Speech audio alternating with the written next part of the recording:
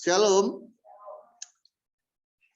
Hari ini saya akan menyampaikan firman Tuhan dengan judul Mengapa Manusia Membutuhkan Yesus. Saudara kekasih dalam Kristus, ada orang yang bilang begini, saya nggak butuh siapa-siapa.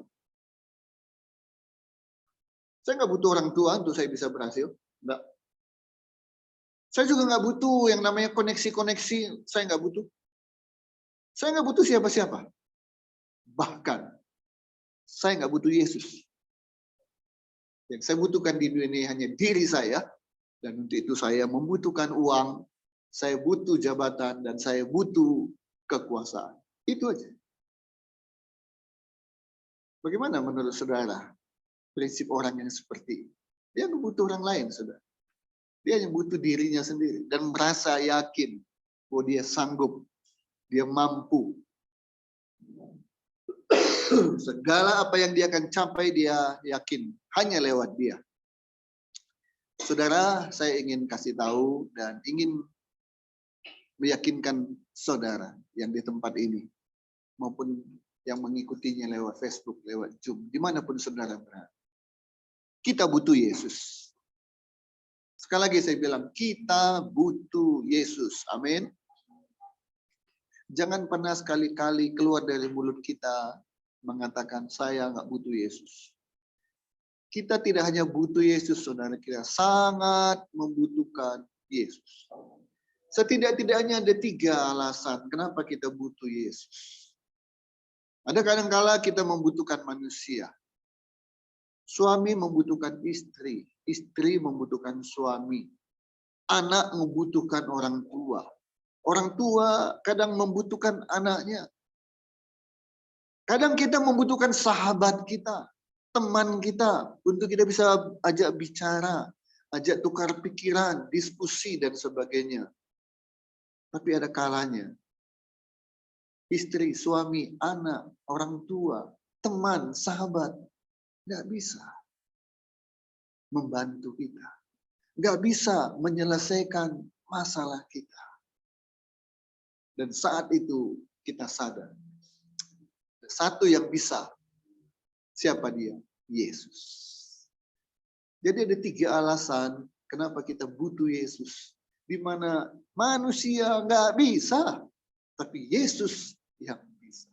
Apa 3 hal itu, saudara? Mari kita lihat. Yang pertama, kenapa kita membutuhkan Yesus adalah karena Yesus adalah juru selamat. Yesus adalah penebus. Kita buka Roma pasal 3 ayat 23. Roma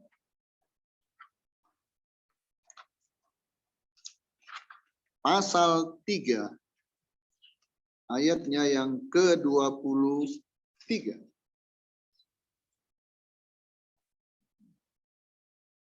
Kita baca sama-sama. 1, 2, 3. Karena semua orang telah berbuat dosa dan telah kehilangan kemuliaan Allah. Saudara, suka tidak suka, sadar tidak sadar, mau tidak mau, kita semua ini adalah manusia yang berdosa. Enggak. Saya bukan orang berdosa. Saya nggak pernah lakukan dosa. Nipu saya enggak. Nyuri saya enggak. Mukul orang enggak. Suka tidak suka, dosa itu udah ada dalam diri kita, saudara. Satu orang berdosa, semua manusia ikut berdosa. Suka tidak suka, kita adalah orang berdosa.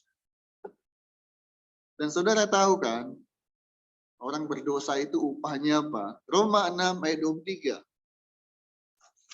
Ya, jangan, iyalah, oke lah, terserahlah, saya orang berdosa ya, terserahlah. Jangan begitu. Saudara tahu nggak kalau orang berdosa itu apa akibatnya? Apa hukumannya? Roma 6 ayat 23. 2, 3. Sebab upah dosa ialah maut. Tetapi karunia Allah ialah hidup yang kekal dalam Kristus Yesus Tuhan kita. Upah dosa itu maut. Maut itu ada di mana, saudara? Neraka. Ya, jadi jangan anggap enteng. Mati ya matilah situ, kenapa harus dipikirin? Justru harus dipikirkan. Saya ingat dulu waktu zaman saya SMA bikin buletin, ya buletin gereja. Kemudian ada satu artikel yang berbunyi seperti ini. Apakah Anda pusing? Apakah Anda pusing? Itu judul. Kemudian isinya seperti ini. Kalau Anda pusing, itu ada dua kemungkinan. Pertama, Anda sehat atau Anda sakit. Kalau Anda sakit, itu ada dua kemungkinan. Anda sembuh atau tidak sembuh. Kalau Anda tidak sembuh, ada dua kemungkinan. Anda sekarat atau Anda meninggal. Kalau Anda meninggal, ada dua kemungkinan. Anda masuk surga atau masuk neraka. Kalau Anda masuk neraka, Anda nggak bisa pusing lagi. Ya, nggak sempat pusing-pusing lagi. Karena apa? Neraka adalah tempat hukuman kekal selama-lamanya. Jadi jangan anggap remeh, saudara. Jangan anggap entengnya, masuk surga, ayo, masuk neraka juga nggak apa-apa. Enggak. Kalau udah masuk neraka, mau nyesal pun percuma. Aduh, pusing nih ada masuk di neraka ini, nggak guna. Ya, tidak guna. Jadi saudara, kita membutuhkan Yesus. Karena Yesus adalah juru selamat. Karena kita semua orang berdosa. Dan tempat kita harusnya adalah neraka. Supaya kita nggak masuk di dalam neraka, kita butuh penyelamat. Kita butuh penebus. Siapa yang bisa menyelamatkan kita? Yohanes 3 ayat 16 dan 17. Yohanes 3 ayat 16 dan 17.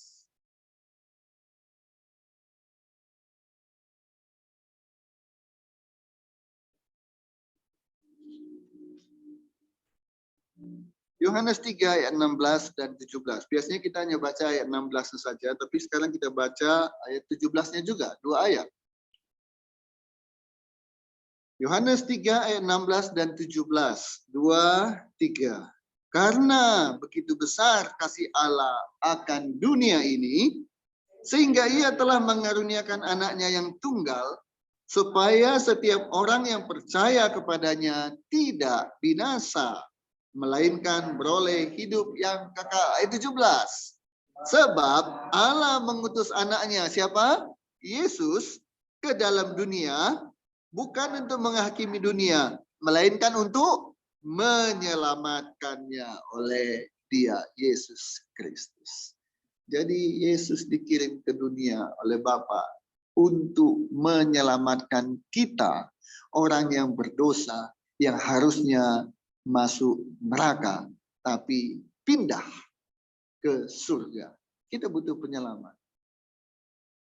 Dan hanya Yesus yang sanggup melakukannya. Ada orang berutang, ditagih-tagih. Kalau enggak bayar, rumahnya disita. Dan ternyata ada orang yang menolong. Nah, itu bisa juga disebut penyelamat. Ya, ada orang yang hampir celaka, tapi kemudian ditarik. Dia luput dari tabrakan kecelakaan. Itu juga penyelamat. Tapi hanya penyelamat nyawa. Bukan penyelamat untuk selamanya nanti di sana. Jadi berbeda, saudara. Yesus juru selamat. Menebus kita dari dosa menjadi keselamatan. Dan hanya Yesus yang sanggup melakukan. Tidak ada lagi yang lain yang sanggup melakukan hal ini. Jadi kita mau cari kemana kecuali kepada Yesus. Ya, hanya Yesus satu-satunya yang sanggup menyelamatkan kita. Dan saudara tahu, Yesus menyelamatkan kita tidak mudah, tidak murah, tidak sembarangan. Ya, kita buka 1 Korintus 6 ayat 20. 1 Korintus 6 ayat 20. Jadi nggak main-main ini saudara, jangan tidak menghargai, ya. Sudah diselamatkan, sudah ditebus, ya wis lah, jangan saudara, ya. 1 Korintus 6 ayat 20. 2, 3. Sebab kamu telah dibeli dan harganya telah lunas dibayar. Karena itu, muliakanlah Allah dengan tubuhmu. Kita telah dibeli, dibayar dengan lunas. Lewat apa? Bukan lewat uang, tapi lewat darah, lewat penderitaan, dan lewat nyawanya Yesus. Jadi nggak main-main ini saudara, ya, nggak main-main. Sekali lagi saya mau menegaskan, kita butuh Yesus karena hanya Dia yang sanggup menyelamatkan kita. Tidak ada lagi, dan tidak ada lagi yang sanggup menyelamatkan dan menebus kita. Buka Kisah Para Rasul 4 ayat 12. Kisah Para Rasul 4 ayat 12.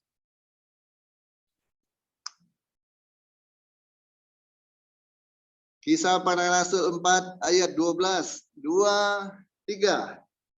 Dan keselamatan tidak ada di dalam siapapun juga selain di dalam Dia. Siapa itu Dia? Yesus Kristus. Sebab di bawah kolong langit ini tidak ada nama lain yang diberikan kepada manusia yang olehnya kita dapat diselamatkan. Hanya satu nama. Siapa namanya? Yesus Kristus. Tidak ada yang lain. Tidak ada yang lain. Ya, tidak ada yang lain. Buka Yohanes 14 ayat 6.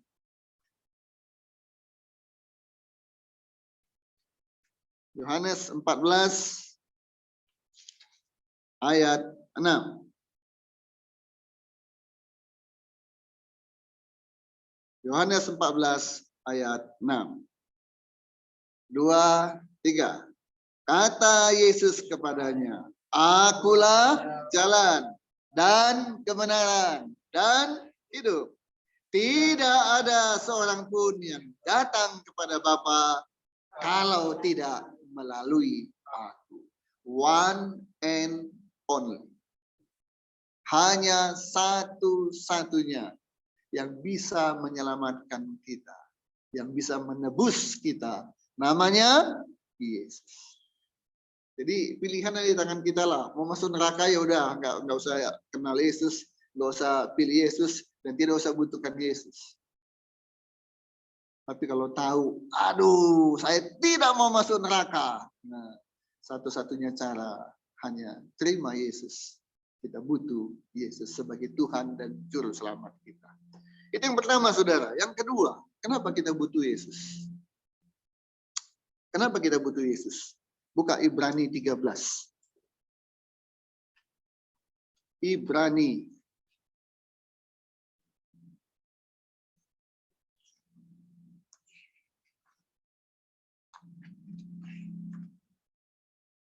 Ibrani pasal 13 ayatnya yang ke-6. Ibrani 13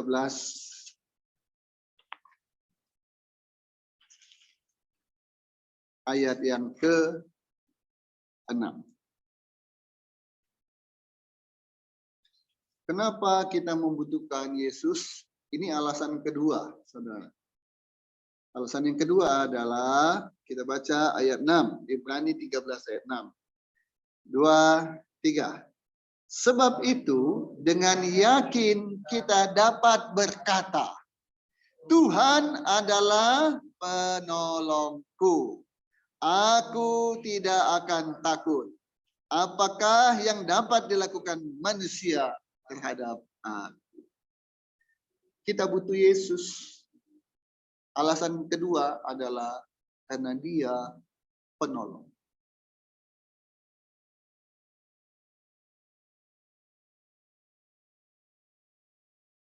Saudara, dalam kehidupan kita, manusia lahir, ada yang nolong nggak? Ada siapa? Bidan, paraji, dokter. Setelah lahir, ada yang nolong dia nggak? Ada. Siapa? Ibunya. Mandiin, ganti baju, popok, kasih ASI, kasih susu. Sudah mulai balita, bawah 5 tahun. Ada yang nolong dia nggak? Ada.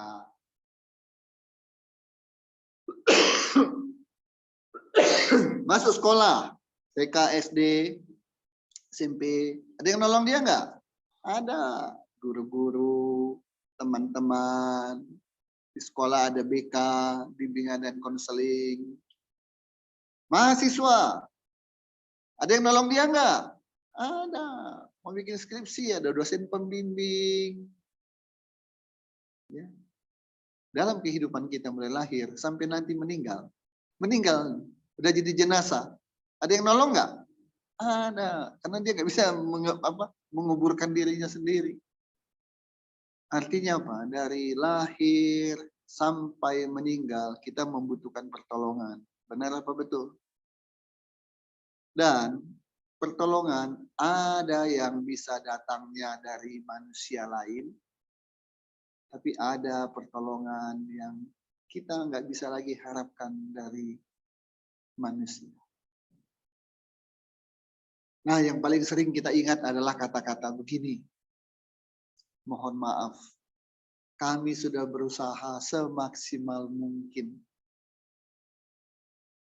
Ya, hanya satu yang bisa diharapkan.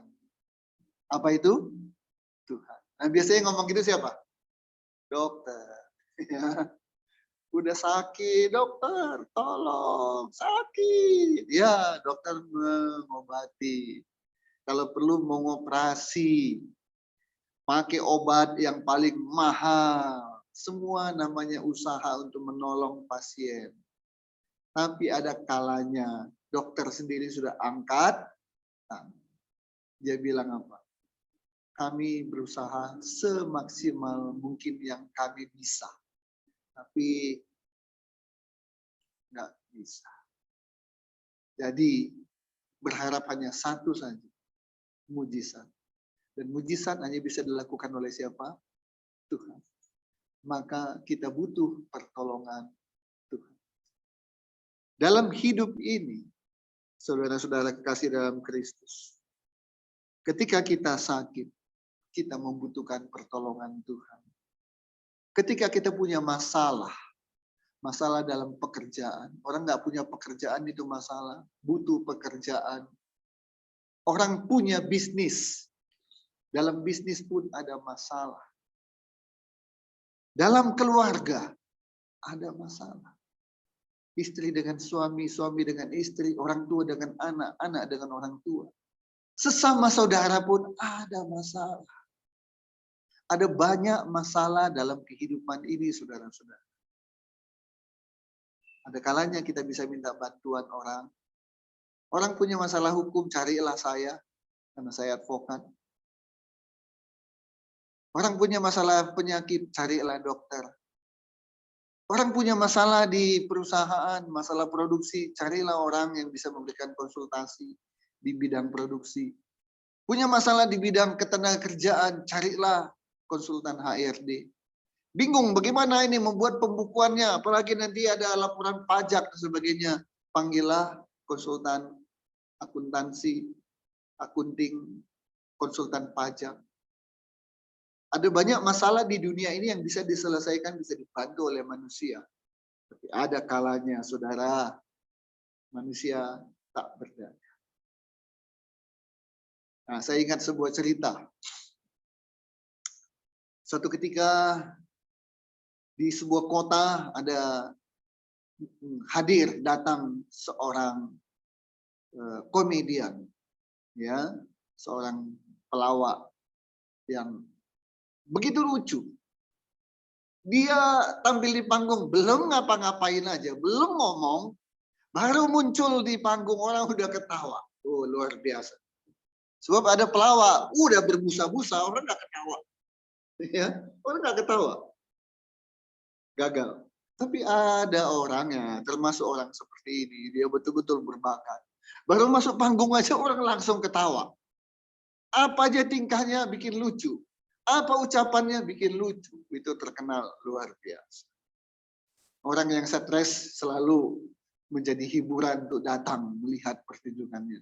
Berharap stresnya hilang. Orang yang sedih seketika jadi ketawa, jadi gembira. Dan suatu ketika, suatu sore, di sebuah tempat praktek dokter. Dokter ini adalah dokter psikiater, dokter jiwa. Datang seseorang, konsultasi. Karena dilihat orang ini memang datang dengan wajah yang ya kusut, wajah yang tidak cerah, wajah susah. Ya, kami dulu punya istilah mukas, singkatan muka kasihan. Dia mukanya udah kasihan kita lihatnya ya. Nggak ada keceriaan, nggak ada kegembiraan. Nah, dia datang konsultasi, ya si dokter bilang begini, ada banyak cara untuk bisa menghilangkan kesedihan, stres, ya banyak. Salah satu cara adalah hari ini kamu masih bisa pergi itu ke pertunjukan di mana ada seorang pelawak, komedian yang sangat terkenal. Kamu pasti gembira, pasti kamu bahagia. Cepat-cepatlah, habis dari sini langsung kamu pergi. Apa jawab orang ini? Dok, yang dokter maksud itu adalah saya. Yang dimaksud komedian yang bikin orang tertawa, orang bikin gembira, sukacita, itu adalah saya. Hah? Si dokter kaget. Itu kamu? Iya. Artinya apa, saudara? Ada orang bisa membantu orang lain, tapi dia nggak bisa membantu dirinya sendiri. Dia butuh bantuan orang lain. Bantuan dokter kadang gagal, bantuan teman kadang gagal. Dia butuh bantuan Tuhan Yesus. Saudara, ketika saudara menghadapi masalah, apapun masalahmu itu kecil di hadapan Tuhan. Masalahnya hanya satu, maukah kau datang dengan rendah hati dan berkata, Tuhan, aku butuh Engkau. Aku butuh pertolongan-Mu. Kadang-kadang kita ini terlalu percaya diri. Kadang-kadang terlalu malas. Ya, untuk bilang, Tuhan, aku butuh pertolongan-Mu. Merasa, nanti selesai sendirilah. Atau merasa, saya masih sangguplah menyelesaikan masalah saya. Tapi nggak kerasa masalahnya udah lama. Terus menerus, nggak selesai-selesai. Mari, jangan terlambat. Jangan biarkan masalah berlarut-larut, saudara. So, masalah yang berlarut-larut tidak pernah semakin mengecil, semakin berkurang. Yang terjadi adalah semakin bertambah dan semakin banyak, semakin berat. Ibrani 13 ayat 6 mengatakan, Tuhan adalah penolong. Dalam setiap kesesakan sudah terbukti Tuhan adalah penolong. Tuhan itu bagi kita. Sebagai apa Tuhan kita? Tempat perlindungan dan kekuatan. Sebagai penolong sangat terbukti.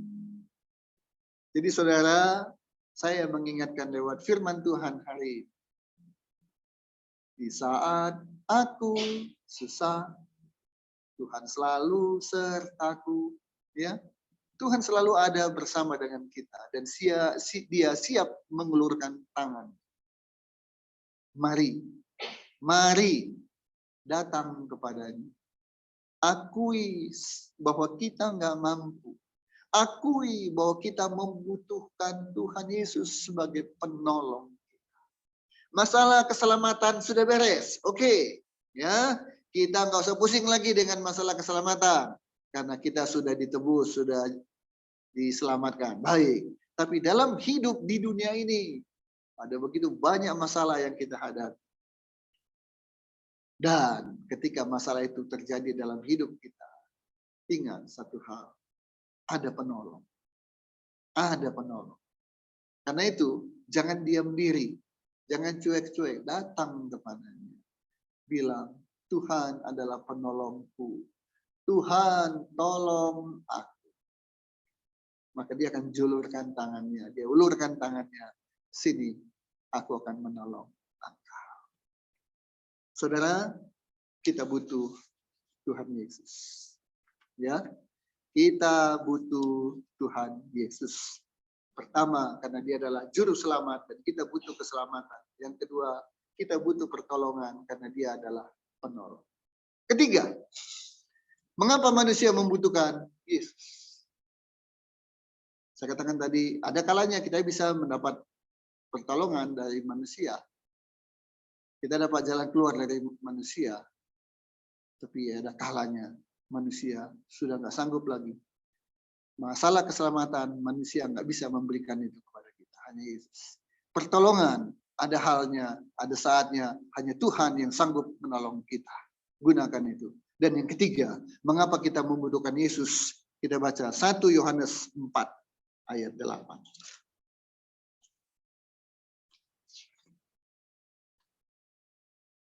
1 Yohanes pasal 4.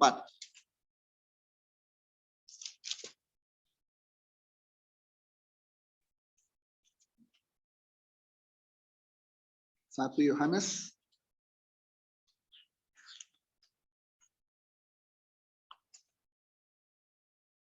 pasal yang keempat.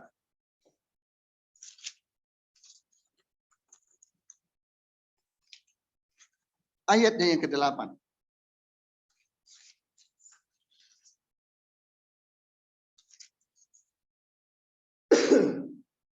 Judul perikopnya adalah Allah adalah kasih. Ayat 8, 2, 3. Barang siapa tidak mengasihi, ia tidak mengenal Allah. Sebab Allah adalah kasih. Saudara, berbeda mengenal dengan mengalami. Tingkatannya tahu. Saudara tahu siapa Presiden Republik Indonesia? Tahu. Pak Jokowi. Saudara kenal dia? Enggak. Ya. Karena kalau namanya kenal itu, kita ketemu dia nyapa kita. Yunus. Nah. Tapi kalau saya bilang, Pak Jokowi, dia hanya senyum-senyum aja. Kenapa? Dia nggak kenal saya. Ya. Beda. Satu tahu, kedua kenal. Tapi yang paling penting saudara adalah mengalami. Bukan hanya mengenali Yesus yang katanya adalah baik, juru selamat, tapi pernah mengalami. Dan terus mengalami. Ya, mengenal dan mengalami. Barang siapa tidak mengasihi, dia tidak mengenal Allah. Dia tidak pernah mengalami Allah. Sebab kalau orang yang mengenal dan mengalami Allah, dia tahu bahwa Allah itu adalah kasih. Saudara, untuk bisa mengasihi harus ada unsur kasihnya dulu. Nggak bisa mengasihi kalau nggak ada kasih. Dan Tuhan Yesus tidak hanya mengasihi, tapi dia adalah kasih. Dia adalah kasih. Itu bedanya, saudara. Kita hanya mengasihi orang lain, tapi kita bukan kasih. Hanya Yesus kasih. Dengan kita menerima, mengalami Yesus yang kasih, maka kasih itu ada di dalam diri kita. Jadi kita butuh kasih. Dan tidak ada kasih di dunia ini, kecuali hanya di dalam Dia. Kenapa? Dia itu kasih. Nggak bisa cari kasih kemana-mana, nggak bisa. Hanya ada satu sumber kasih, yaitu kasih itu sendiri. Siapa dia? Yesus Kristus. Hukum yang utama adalah kasihilah Allahmu seperti dirimu sendiri. Dan kedua, kasihilah sesamamu. Jadi mengasihi Tuhan, mengasihi sesama. Itu dua hal. Dan itu bisa kita lakukan. Itu hukum utama loh. Itu bisa kita lakukan kalau kita menerima Tuhan sebagai Tuhan Juru Selamat kita, sebagai penolong kita, dan kita menerima kasih itu secara pribadi di dalam hidup kita. Baru kita bisa mengasihi. Kalau nggak gitu, enggak. Mengasihi hari ini, besok udah enggak. Memaafkan hari ini, besok udah enggak. Selalu dia bilang begini, maaf sih maaf, tapi ada batasnya ya. Nah, mengasihi sih mengasihi, tapi ada batasnya dong. Ngasih tanpa batas. Itu bisa kita lakukan kalau betul-betul kita mengalami Yesus di dalam hidup kita. Kita yang bukan siapa-siapa. Kita yang nggak bisa apa-apa. Tapi Tuhan tolong, Tuhan selamatkan. Karena itu, kita juga lakukan hal yang sama kepada orang lain. Kenapa bisa begitu? Karena ada kasih Yesus di dalam hidup kita. Kita butuh kasih itu, saudara. Kita butuh kasih. Kasih dari mana? Tuhan Yesus. Tanpa kasih dari Tuhan Yesus, kita nggak akan bisa mengasihi siapapun. Mengasihi Tuhan dan mengasihi sesama. Nggak bisa. Saudara pikir mudah untuk memberi untuk pelayanan pekerjaan Tuhan? Saudara punya 100 juta. Saudara pikir gampang kasih 10 juta, 20 juta untuk pekerjaan Tuhan? Saudara pikir gampang memberi untuk orang lain yang membutuhkan? Kenapa? Ada ego di dalam diri kita. Selalu saya, dan saya. Untuk saya, keluarga saya, semuanya serba saya. Orang lain nomor 1000. Tapi dengan kasih Kristus yang ada dalam hidup kita, maka kita bisa mengasihi, kita bisa peduli kepada orang lain. Dan sebagai orang Kristen, kita harus tunjukkan kita adalah garam dan kita adalah terang. Manusia di luar sana, dunia ini membutuhkan kasih. Lewat siapa? Lewat kita. Lewat saya, lewat saudara. Dengan kasih Kristus, kita bagikan kasih. Tidak semua orang bisa khotbah, saudara. Tidak semua orang bisa menginjil. Tapi semua orang bisa menunjukkan kasih Kristus lewat kehidupan. Dan itu buat orang tertarik untuk mengenal siapa Yesus. Ya, ada yang menanam, ada yang menyiram, ada yang menumbuhkan. Kita menunjukkan kasih kita. Orang akan tertarik. Itu orang Kristen ya. Beda ya. Mungkin tidak dia yang menyampaikan firman, tapi orang lain. Dan hatinya terbuka. Karena dia merasakan orang Kristen beda. Bukan cuma katanya Kristen. Tapi kelakuan dan hidupnya tidak jadi garam dan tidak jadi terang. Tapi lewat hidup kita, kasih itu kita nyatakan. Kasih itu kita buktikan. Dan lihat nanti, Roh Kudus yang bekerja. Selanjutnya ada orang-orang lain. Entah lewat kita, entah lewat orang lain. Tapi lewat kasih yang kita tunjukkan. Firman akan sampai dan keselamatan itu juga akan menjadi milik orang-orang lain. Saudara, 3 alasan kenapa kita butuh Yesus. Ya, 3 alasan kenapa kita butuh Yesus. Pertama, karena dia juru selamat. Kedua, karena dia penolong. Dan ketiga, karena dia adalah kasih. Dan kita butuh ketiga hal itu. Jangan sampai meremehkan, jangan sampai menyepelekan, saudara. Ingat selalu kita butuh dia. Kita butuh Yesus.